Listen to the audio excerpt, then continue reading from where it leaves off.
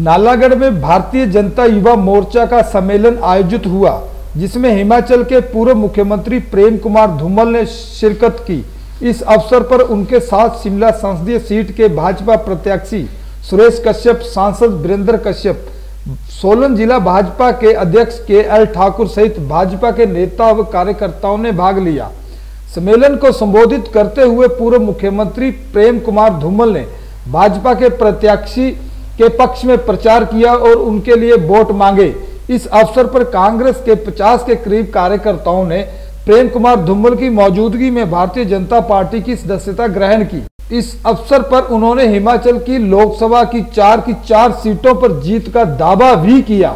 उन्होंने हाल ही में कांग्रेस के पूर्व मुख्यमंत्री वीरभद्र द्वारा सुखराम के प्रति दिए बयान आया राम गया राम पर प्रतिक्रिया देते हुए कहा कि वीरभद्र सिंह कुछ भी कह दे, उसके इस बयान पर मंडी में भाजपा को जरूर फायदा मिलेगा। पार्टी ने प्रदेश स्तर पर तय किया है कि प्रत्येक मंडल में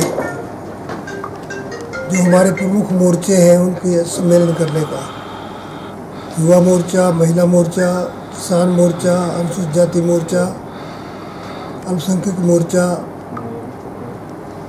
तो उसी संबंध में आज नालागढ़ और बद्दी चुनाव क्षेत्रों के अपने अपने युवा सम्मेलन हो रहे हैं युवा मोर्चा के। उसमें सब लोग भाग लेंगे। हमारे जो उम्मीदवार हैं वो भी, और वर्तमान के सांसद वीरेंद्र कश्यप जी भी होंगे।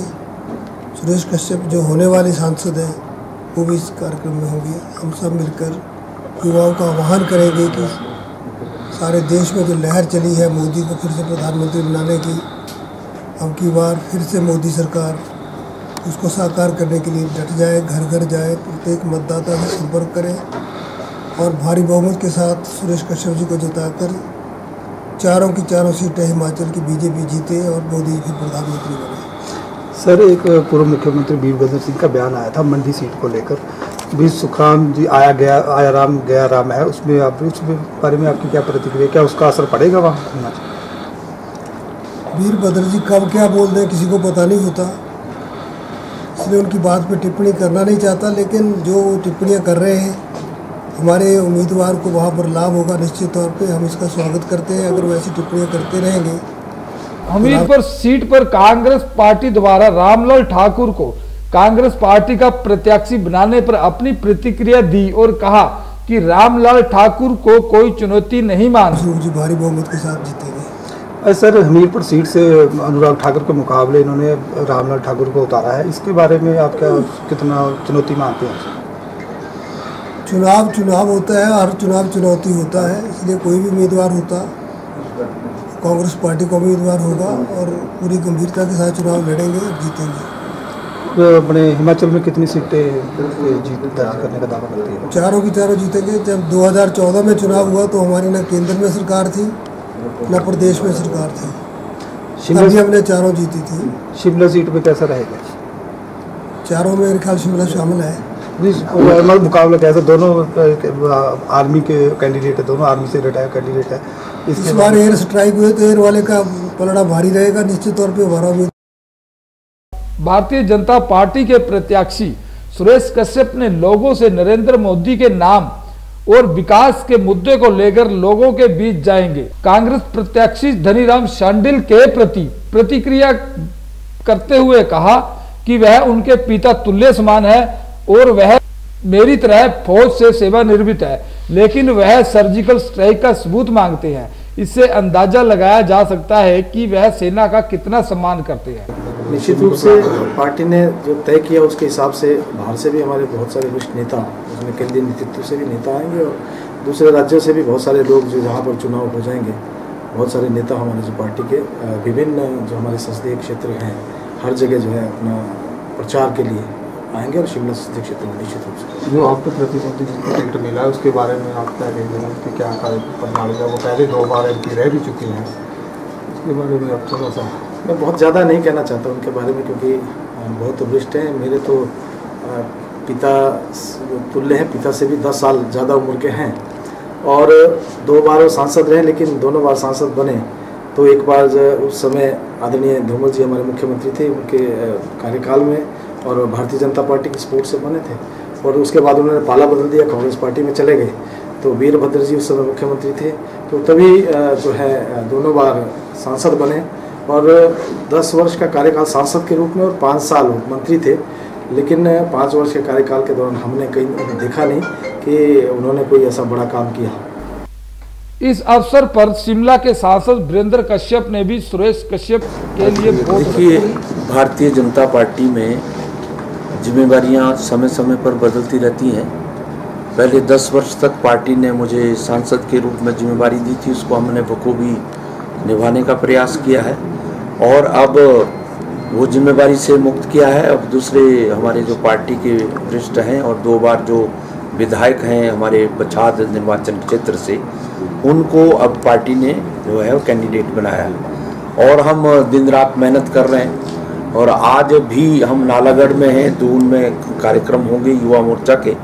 माननीय प्रोफेसर प्रेम कुमार धूमल जी विशेष तौर से आज इन दोनों कार्यक्रम में शिरकत करेंगे। उनके आशीर्वाद से और उनकी दिशा के अनुसार जो है वो यहाँ पर युवाओं को हम आज जोश भरेंगे।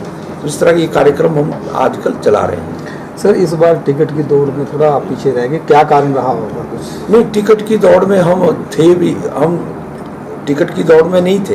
ये पार्टी ही डिसाइड करती है, क्योंकि भारतीय जनता पार्टी में तो एप्लीकेशन भी नहीं लिया जाता है। तो भारतीय जनता पार्टी रेगुलर जो है उसकी एक्टिविटीज़ रहती है 5 वर्ष। ये नहीं कि जब चुनाव आता तभी कोई गतिविधियां बढ़ती हैं। तो भारतीय जनता पार्टी लगातार अपने बूथ से लेकर राष्ट्रीय स्तर तक जो है वो पार्टी के कार्यक्रम चलते रहते हैं और वो जो बेहतर समझते हैं तो वो उसमें उनका निर्णय होता है। और ये नहीं है कि भी टिकट ही सब कुछ होता है।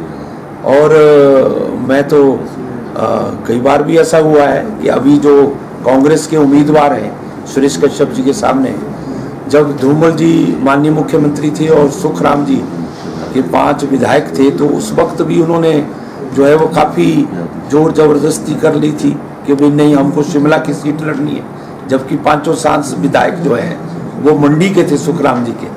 फिर भी हमको प्रोफेसर प्रेम कुमार धूमल जी के साथ कई रैलियां हम कर रहे थे, तो हमको जो है वो कैंपेन से विड्रॉ होना पड़ा था। तो पार्टी बड़ी है और भारतीय जनता पार्टी में तो जो पहले बैठाया जाता कि देश बड़ा है, फिर पार्टी, फिर व्यक्ति है। हम सबसे निचले पायदान पर है व्यक्ति के तौर पर। तो पार्टी जो निर्णय लेती है वो सर्व। कांग्रेस पार्टी के प्रदेश उपाध्यक्ष व नालागढ़ के विधायक राणा लखविंदर ने नालागढ़ में बीजेपी युवा सम्मेलन को फ्लॉप करार दिया।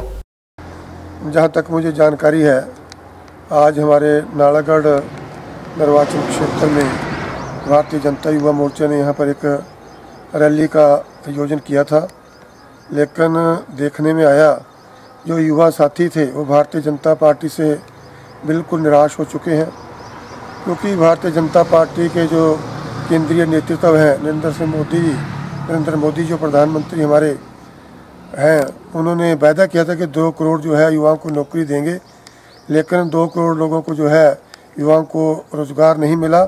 यही कारण है कि आज उनकी रैली में जो थे युवा बहुत कम थे और कुर्सियां बहुत खाली थी।